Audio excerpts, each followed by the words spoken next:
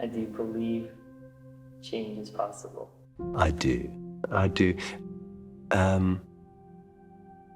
In a very slow, gradual, 3 steps, 2 step back kind of way. And I think for me, just in reflection upon personal experience, my own slow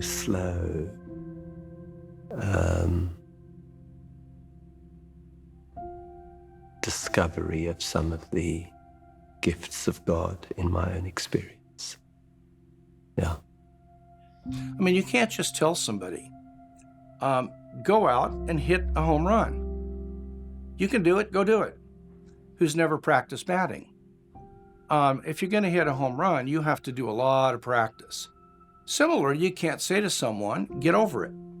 Stop being anxious. No, a person who's going to do that has to practice repeatedly and to get to the point where they have formed a new habit of peace and joy to replace the habit of worry and anxiousness.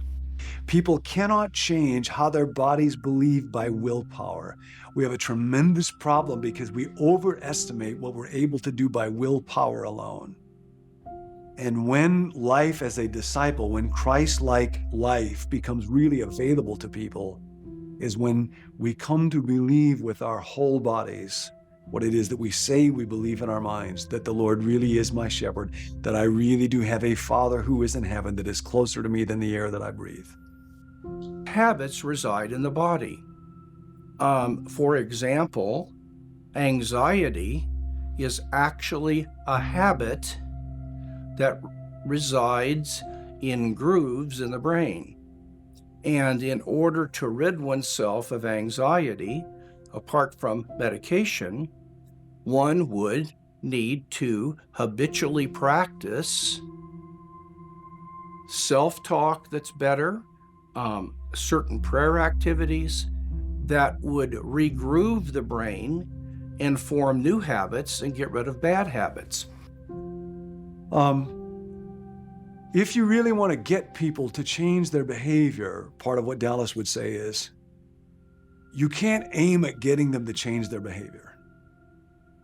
You actually have to aim at changing the habitual flow of thoughts and feelings going on inside somebody. He would say this is the basic argument between Jesus and religious experts in his day. The Pharisees, for example, would say, they would define sin as doing the wrong thing. Jesus would define sin as being the kind of person who does the wrong thing. You can't aim at doing right things. You got to aim at becoming the kind of person that automatically does the right things. Now that makes sense. That's what you do when you learn to play golf or the piano. And so Dallas was showing that the spiritual life is not something eerie or spooky. It actually kind of follows the way you learn to drive a car or anything else. It's habit formation under the dependency of the Spirit of God. A spiritually mature person is someone who effortlessly does what Jesus would do in their place.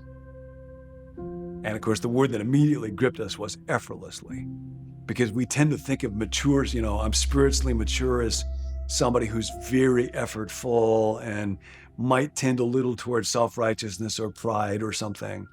And Dallas said, it's like in any sphere of life, if you see somebody who's really good musically or a great center fielder is able to glide and catch a ball without much effort that somebody who's less skilled isn't able to do.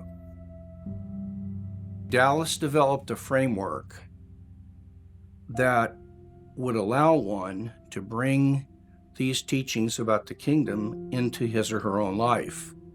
And by giving that framework, he was just casting a vision of what life could be like in the kingdom, and then offering training exercises to make progress in that vision. That was very, very helpful. And by the way, something else that was encouraging about that is that he left to those of us who trail him the privilege of continuing to fill in the gaps in that practice, because there's much more work to be done.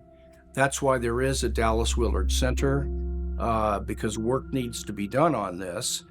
But he gave us a very, very good start. You know, sometimes you talk with somebody and you've read stuff they've written and they might be a brilliant person, but when you're with them, it's kind of disappointing because as a person, they're not as great as what they write. The amazing thing with Dallas is he had the most powerful words I had ever written, but he was better as a person than he was in his writing. But he often used to say, and I think and it's something that people often don't pick up, is that he often would say, the practices they're not your life. Practices don't make our life. And I found that very helpful. So he would constantly say, Trevor, don't make religion your life.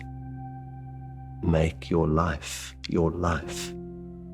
Your actual everyday messy life of being a husband, father, living in South. Make that your religion.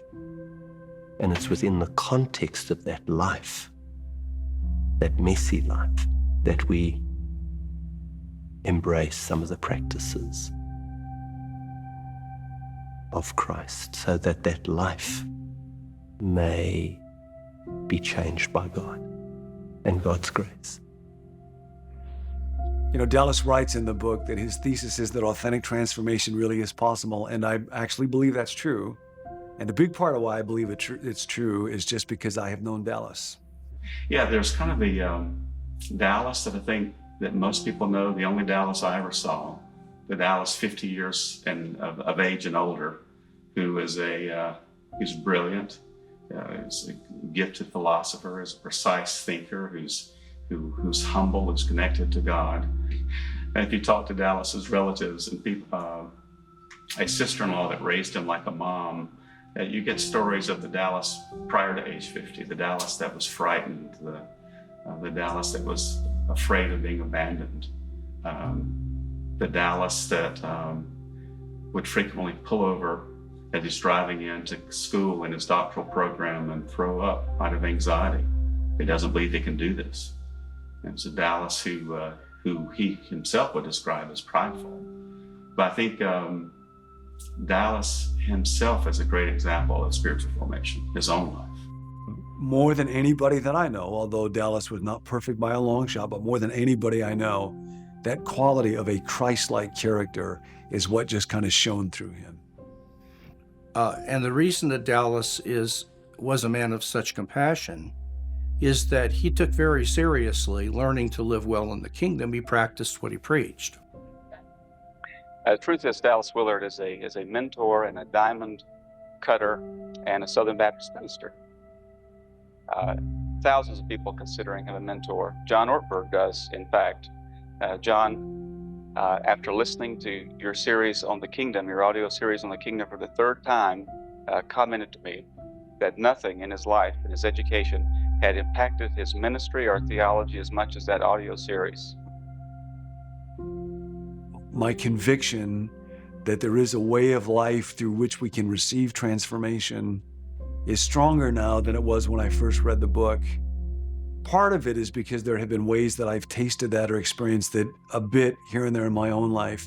But honestly, a lot of it is just because there has been a human being on the planet like Dallas Willard.